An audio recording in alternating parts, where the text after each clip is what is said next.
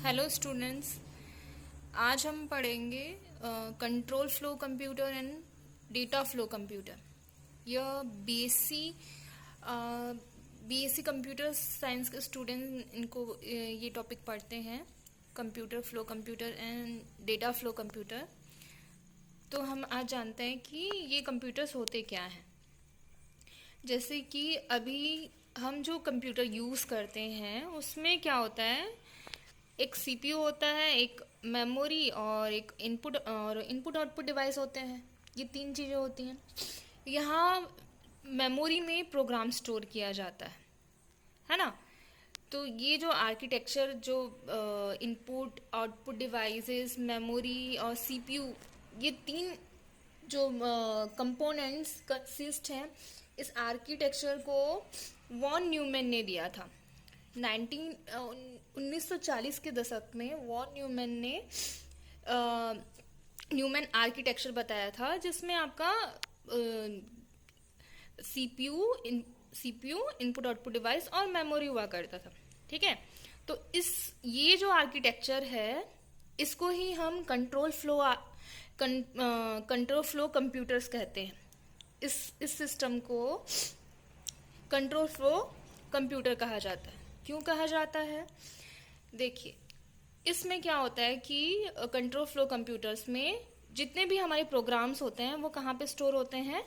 Memory में store होते हैं। ठीक है, तो जैसे आपका प्रोग्राम, सपोज ये आपका मेमोरी है, ये आपका मेमोरी है जिसमें आपके पास प्रोग्राम है P1, P2, P3।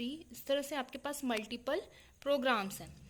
इनको क्या कर रहा है आपका सीपीयू, एक एक करके उनको क्या कर रहा है? फैच कर रहा है। एक एक करके फैच कर रहा है, उसके बाद इसको क्या कर रहा है? आपका एग्जीक्यूट कर रहा है। ठीक है, एक एक करके प्रोग्राम यहाँ से फैच हो रहा है। सीपीयू उन प्रोग्राम मेमोरी में से प्रोग्राम को क्या कर रहा है? फैच कर रहा है, उसके बाद उसको एग्जीक्यूट कर रहा है। ठीक है, तो यहाँ पे क्या होता है कि सीपीयू एक साथ मल्टीपल प्रोग्राम को फैच नहीं करता। वो क्या करता है? एक एक प्रोग्राम को फैच करता है और उसको एग्जीक्यूट करता है। ठीक है, तो ये सीक्वेंसली वर्क करता है। इसमें ये क्या कर रहा है, मेमोरी में जितने भी प्रोग्राम हैं उनको क्या कर रहा है? वो सीक्वेंसली एग्जीक्यूट कर रहा है। मतलब इसमें जो भी प्रोग्राम है एक के बाद एक एग्जीक्यूट कर रहा है।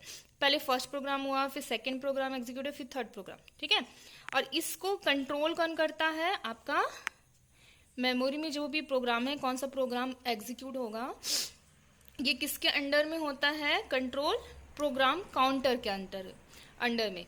ओके, तो यहाँ पे क्या हो रहा है?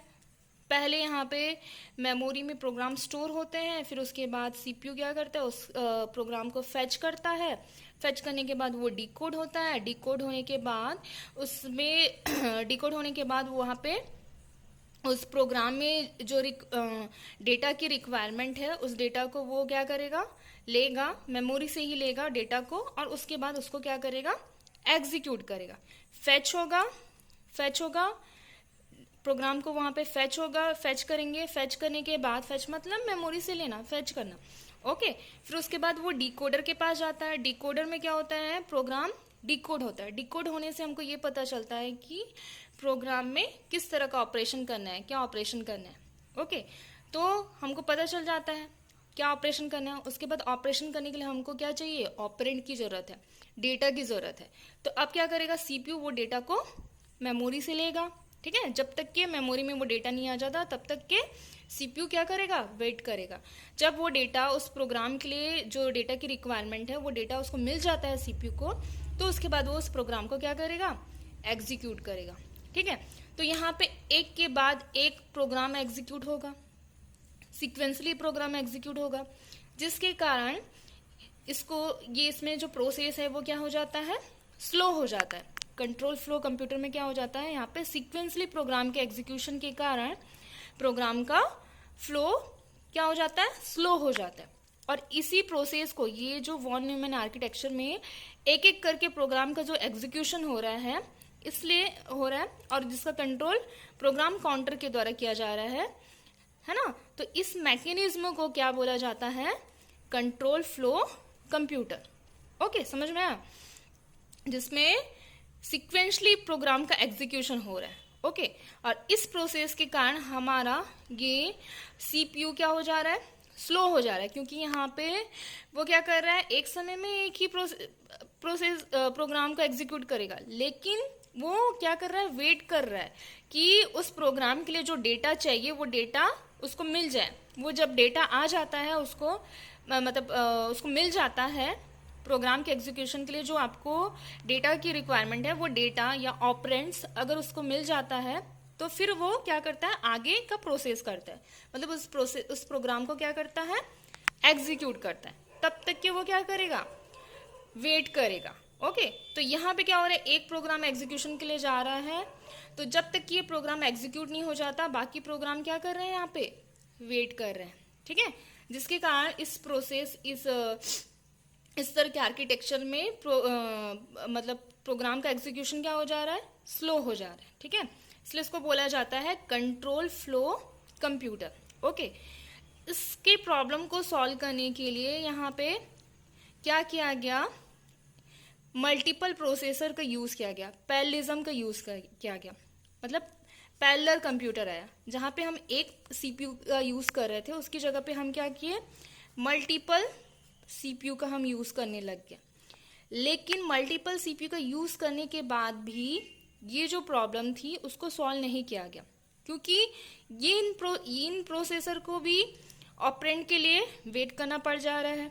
ठीक है, भले इनके पास प्रोग्राम अलग अलग से एग्जीक्यूट हो रहे हैं, ये प्रोसेसर अलग अलग से प्रोग्राम को एग्जीक्यूट कर रहे हैं, लेकिन यहाँ पे भी ये प्रोसेसर क्या कर रहे हैं, ऑपरेंड का वेट कर रहे हैं। जब तक कि उनको ऑपरेंड ना मिल जाए या डेटा ना मिल जाए तब तक कि वो उस प्रोग्राम को एग्जीक्यूट नहीं करा पा रहे थे। ओके, तो पैरेलल कंप्यूटर के थ्रू भी इस प्रॉब्लम को सॉल्व नहीं कर पाए। तो इसके लिए क्या किया गया, डेटा फ्लो कंप्यूटर, इस प्रॉब्लम को किसके द्वारा सॉल्व किया गया, डेटा फ्लो कंप्यूटर्स के थ्रू। डेटा फ्लो कंप्यूटर्स में क्या होता है, in data flow computer approach an instruction is executed when its require operands become available. ठीक है, डेटा फ्लो कंप्यूटर में क्या होता है कि इंस्ट्रक्शन यहाँ पे तब एग्जीक्यूट होगा, मतलब आपका जो प्रोग्राम है वो तब एग्जीक्यूट होगा जब उसके ऑपरेंड अवेलेबल हों। ठीक है, अगर इंस्ट्रक्शन के ऑपरेंड पहले से अवेलेबल हैं तभी सीपीयू क्या करेगा, उन प्रोग्राम को एग्जीक्यूट करेगा। अगर उसके ऑपरेंड हमारे पास अवेलेबल नहीं है तो वो उस इंस्ट्रक्शन को, उस प्रोग्राम को वो क्या कर देगा, छोड़ देगा और नेक्स्ट प्रोग्राम को एग्जीक्यूट करेगा, नेक्स्ट प्रोग्राम या इंस्ट्रक्शन को वो क्या करेगा, एग्जीक्यूट करेगा।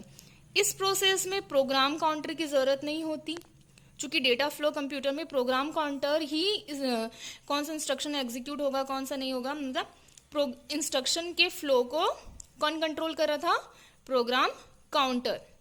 ओके, नेक्स्ट इंस्ट्रक्शन कौन सा एग्जीक्यूट होगा ये कौन बताता था, प्रोग्राम काउंटर। लेकिन यहाँ पे डेटा फ्लो कंप्यूटर्स में प्रोग्राम काउंटर की जरूरत नहीं होती।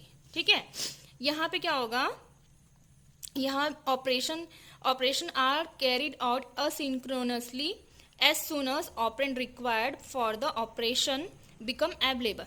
ठीक है, यहाँ पे जो ऑपरेशन है क्या होगा, असिंक्रोनस वे में होगा, मतलब क्या होगा, जिस इंस्ट्रक्शन के लिए, जिस प्रोग्राम के लिए ऑपरेंड अवेलेबल हैं उसी इंस्ट्रक्शन को ही वो क्या करेगा, एग्जीक्यूट करेगा, उसी इंस्ट्रक्शन को ही वो लेगा। ओके, अगर नहीं है तो वो क्या करेगा, नेक्स्ट इंस्ट्रक्शन को लेगा। इसका प्रोसेस कैसा होता है हम समझते हैं।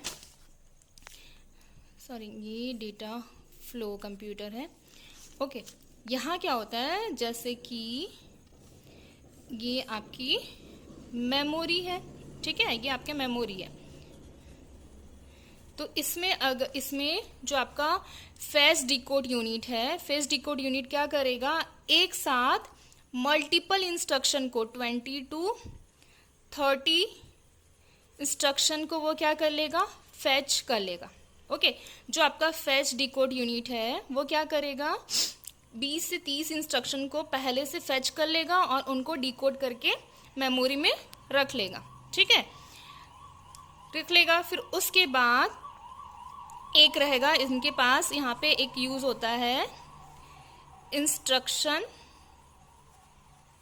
पूल, ठीक है। इनके पास होता है यहाँ पे डेटा फ्लो कंप्यूटर में एक होता है आपका इंस्ट्रक्शन पूल। इंस्ट्रक्शन पूल में क्या रहेगा, यहाँ पे ऑपरेंड को स्टोर किया जाएगा। ओके, यहाँ पे मेमोरी, यहाँ पे क्या करेगा आपका कंप्यूटर, यहाँ पे ऑपरेंड को प्रोवाइड करेगा, ऑपरेंड को यहाँ पे स्टोर करेगा, ठीक है। और ये आपका सीपीयू, सीपीयू मीन्स मतलब आपका डिस्पैच या एग्जीक्यूशन यूनिट। ओके, डिस्पैच या execution unit.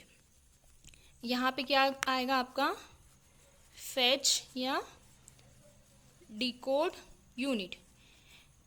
Fetch and decode unit क्या कर रहा है, पहले से वो 20-30 इंस्ट्रक्शन को फैच करा के डिकोड करके उसको स्टोर कर ले रहा है। ओके, और यहाँ पे एक चीज यूज हो रही है इंस्ट्रक्शन पूल। इंस्ट्रक्शन पूल का क्या काम है, जो ऑपरेंड्स हैं, जैसे किसी इंस्ट्रक्शन के लिए ऑपरेंड मिल गए तो उसको वो कहाँ पे स्टोर कर लेगा, इंस्ट्रक्शन पूल में। ओके, अब यहाँ पे क्या होगा, डिस्पैच एंड एग्जीक्यूशन यूनिट, ये क्या काम करेंगे, ये एग्जीक्यूशन का काम करते हैं। डिस्पैच यूनिट मतलब ये क्या करेगा, मेमोरी से इंस्ट्रक्शन को लेगा और उसको एग्जीक्यूशन के लिए भेजेगा। ओके, इसका ये काम है। तो ये क्या करते हैं, dispatch unit, dispatch and execution unit, यहाँ से उसी इंस्ट्रक्शन को लेंगे, जैसे यहाँ पे बहुत सारे इंस्ट्रक्शन है, I2 I3 मल्टीपल इंस्ट्रक्शन है, ठीक है।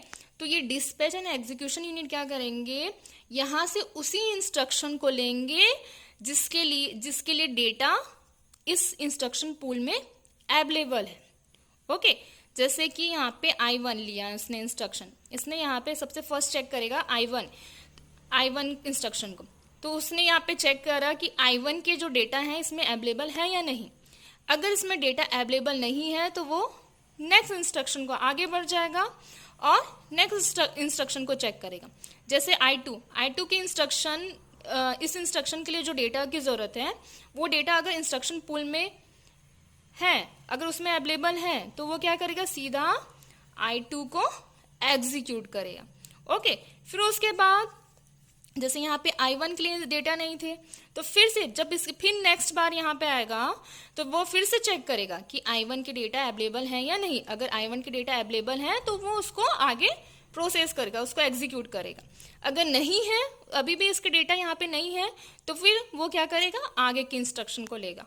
ओके, तो आगे के इंस्ट्रक्शन को लेगा मतलब जिसके डेटा है हमारे पास इंस्ट्रक्शन पूल में, जिसके ऑपरेंड डेटा या इसको बोलेंगे ऑपरेंड्स है ना, ऑपरेशन के लिए जो ऑपरेंड्स की जरूरत है वो ऑपरेंड्स अगर उसको इंस्ट्रक्शन पूल में मिल जाते हैं, है ना, इंस्ट्रक्शन मतलब जो भी ऑपरेशन करना है यहाँ से किसी भी इंस्ट्रक्शन को जैसे एग्जीक्यूट करना है तो उसके लिए जो ऑपरेंड्स आपको इंस्ट्रक्शन पूल में मिल जाते हैं तो वो क्या करेगा, सीपीयू उस इंस्ट्रक्शन को एग्जीक्यूट करेगा, अदरवाइज वो नेक्स्ट इंस्ट्रक्शन को चेक करेगा।